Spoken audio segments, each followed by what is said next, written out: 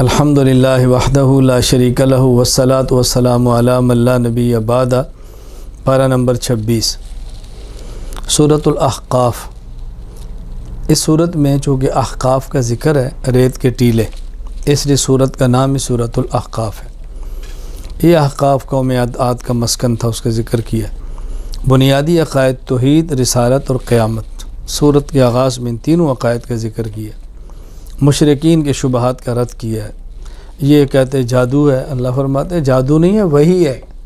قرآن کریم سحر نہیں ہے، وحی ہے، وحی آسمان سے اللہ پاک اس کو اپنے پیغمبر پہ نازل فرماتے ہیں۔ اللہ تعالیٰ نے مومنین کی شان بیان کی ہے کہ جو ایمان والے ہیں وہ تو ڈٹ جاتے ہیں، ایمان پر کھڑے ہو جاتے ہیں، استقامت کے ساتھ رہتے ہیں، اللہ پھر ان کی مدد بھی فرماتے ہیں۔ پھر اللہ تعالیٰ نے اس صورت میں قوم عاد کے قصے بیان کر کے اہل مکہ کو ڈرایا، تمہاری تو حیثیت ہی کوئی نہیں۔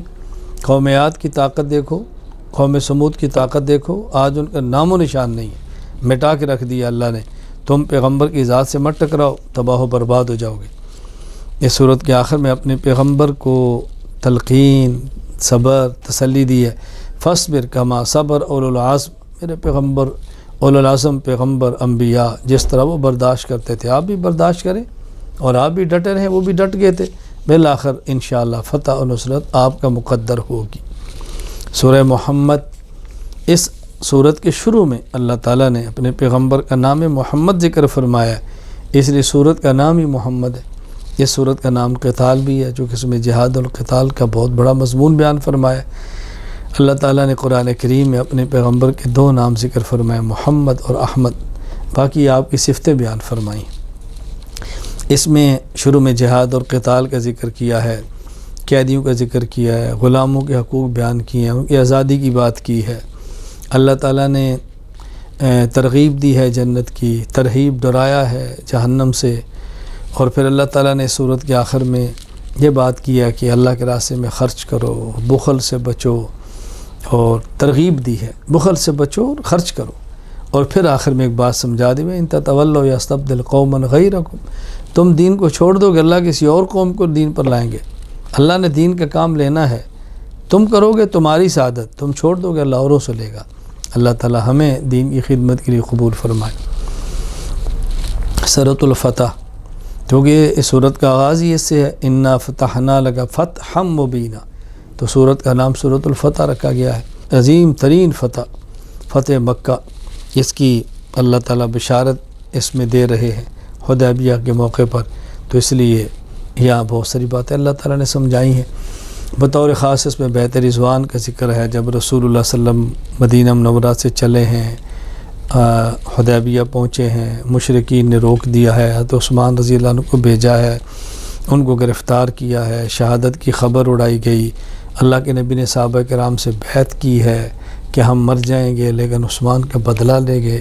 خیر پھر مشرکین نے صلح کی ہے، کچھ شرائط پر صلح ہوئی تھی، ایک شرط دی واپس چلے جائیں، آئندہ سال عمرے کے لیے رسول اللہ صلی اللہ علیہ وسلم نے معاہدہ کیا۔ تو یہاں جو صحابہ کرام نے بیعت کی اس کا ذکر ہے، ان الذین یبایعونک انما یبایعون اللہ، پیغمبر چونکہ نمائندہ خدا ہوتا ہے، فرمایا تمہاری بیعت تو اللہ کی بیعت ہے، ان نے تو اللہ کی بیعت کی ہے۔ پھر اس صورت میں فتح خیبر کی بشارت بھی ہے، اخری لم تقدروا علیہ، ابھی تو ایک اور تمہیں فتح ملنی ہے، وہ خیبر کے موقع پر فتح آئی۔ کیا صحابہ کی، اللہ کے نبی کی آنکھیں ٹھنڈی ہوئیں ان فتوحات کو دیکھ کے۔ پھر آگے دین کے غلبے کا ذکر کیا ہے، وعدہ کیا، هو الذی ارسل رسولہ بالہدی ودین الحق لیظہرہ علی الدین کلہ، اللہ نے اپنے پیغمبر کو بھیجا اس لیے کہ اس کے دین کو تمام ادیان باطلہ پر غالب کر دے، تو اللہ پاک نے یہ وعدہ اپنا سچا کر کے دکھایا ہے۔ پھر اس صورت کے آخر میں صحابہ کرام کی شان بیان کی ہے۔ اللہ اکبر، میرے پیغمبر آپ تو اللہ کے رسول ہیں، اور آپ کے ساتھ جماعت کیسی ہے، والذین معہ، نبی کے ساتھ ہیں، کافروں پر سخت ہیں، آپس میں نرم دل ہیں، سجدے کرتے ہیں، ان کی پیشانیوں پر سجدوں کے نشانات آتے ہیں۔ یہ تو اس کھیتی کی طرح ہے جو تر و تازہ ہوتی ہے، تو اس کو دیکھ کے کسان خوش ہوتا ہے، اور جو اس کا مخالف ہے وہ جل جاتا ہے۔ پیغمبر یہ آپ کی کھیتی ہے جو آپ کی آنکھوں کو ٹھنڈا کرے گی اور آپ کے مخالفین کو جلا کے رکھ دے گی۔ صحابہ کرام کی عظمت پر ایمان کا تقاضا ہے کہ بندہ خوش ہو، جو صحابہ کی عظمت کو دیکھ کر خوش ہوتا ہے ایمان کی نشانی ہے، جو جلتا ہے نفاق اور کفر کی نشانی ہے۔ اللہ تعالیٰ میں صحابہ کرام کے ساتھ محبت عطا فرمائے، اہل بیت کے ساتھ محبت عطا فرمائے، سچا ان کا اللہ تعالیٰ ہمیں غلام بنائے۔ سورہ حجرات، کیونکہ اس میں وراء الحجرات ذکر حجرات کا لفظ ہے، حجرے کی جمع ہے، مکان کو کہتے ہیں، اس لیے سورت کا نام سورۃ الحجرات ہے۔ اللہ تعالیٰ نے سورت میں بہت اخلاق اور آداب بیان فرمائے ہیں۔ سارا قرآن ہی باکمال ہے، ہر صورت ہی کمال کی ہے، مگر سورہ حجرات کی امتیازی شان ہے آداب اور اخلاق کو بیان کرنے کے حوالے سے۔ فرمایا دیکھو اللہ اور اللہ کے رسول کا ادب ہے، کرو پیغمبر کی آواز سے اونچی آواز مت نکالو، اعمال ضائع ہو جائیں گے، نبی کو ایسے مت بلاؤ جیسے ایک دوسرے کو بلاتے ہو، اعمال تباہ ہو جائیں گے، اور سنی باتوں پہ عمل مت کرو، تحقیق کیا کرو، اسے نظام پورا تباہ ہو جاتا ہے۔ معاشرتی خرابیوں کا پھر ذکر کیا ہے، پھر اس کی بچنے کا ذکر کیا ہے۔ اللہ اکبر، صلح کرو، اس کا اہتمام کرو، ایک دوسرے کا مذاق استہزاء تمسخر مت کرو، اور غیبت مت کرو، ایک دوسرے کو تانے مت دو، ایک دوسرے میں عیب مت نکالو، یہ باتیں سمجھائی ہیں۔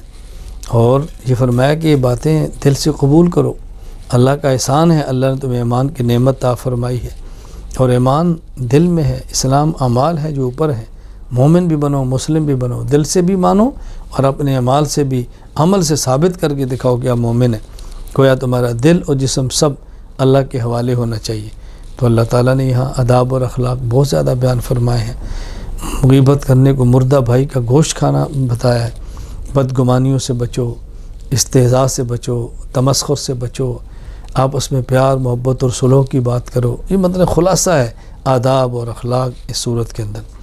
سورہ قاف، قاف القرآن المجید، قاف حروف مقطعات میں سے ہے، مقطعاتن کی جمع ہے، قطعن سے ہے، کاٹنا، قاف، وہ حروف جن کو الگ الگ کر کے پڑھتے ہیں انہیں مقطعات کہتے ہیں۔ اس صورت کا آغاز کیا گیا، کفار کا تعجب بیان کیا گیا، ظالم تعجب، کبھی نبی پہ آنے پر تعجب ہے، قیامت کے درسے پر تعجب ہے، تعجبات ہے۔ اللہ کافر کہتے ہیں ھذا شیء عجیب، عجیب بات۔ اللہ فرماتے ہیں عجیب بات کون سی ہے؟ جو پہلے تھے ہم ان کو بھی اٹھائیں گے، تمہیں بھی اٹھائیں گے۔ اور تم دیکھو قوم عاد کو دیکھو، قوم سمود کو دیکھو، فرعون کو دیکھو، لوط علیہ السلام کی قوم کے عذاب کو دیکھو، نوح علیہ السلام کی قوم کا دیکھو، اصحاب الراس کو دیکھو، قوم سمود کو دیکھو، اصحاب الایکہ کو دیکھو، قوم تبع برباد ہو گیا بولو۔ تم بھی پیغمبر کی مخالفت کرو گے نا، تباہ و برباد ہو جاؤ گے۔ نبی کی بات کی مخالفت مت کرو، پیغمبر کی بات کو مانو۔ پھر قیامت کے حوال کا ذکر کیا ہے، قیامت کی شدت کو بیان کیا، ہولناکی کو بیان کیا ہے۔ اللہ تعالی ہم سب کو بات سمجھنے کی توفیق عطا فرمائے۔ اور آخر میں رسول اللہ صلی اللہ علیہ وسلم کو فرمایا کہ آپ صبح و شام صبر کرو، اللہ اکبر، ان کی باتوں پہ برداشت کرو، اور میرے پیغمبر آپ تسبیح اور ذکر کے اندر مشغول ہو۔ اس کا معنی کیا ہے کہ جو داعی ہے، مبلغ ہے، عالم ہے، اس کی شان ہے کہ لوگوں کی باتیں برداشت بھی کرے، اللہ کا ذکر بھی کرے، تسبیح و تحلیل کے اندر بھی مشغول ہو۔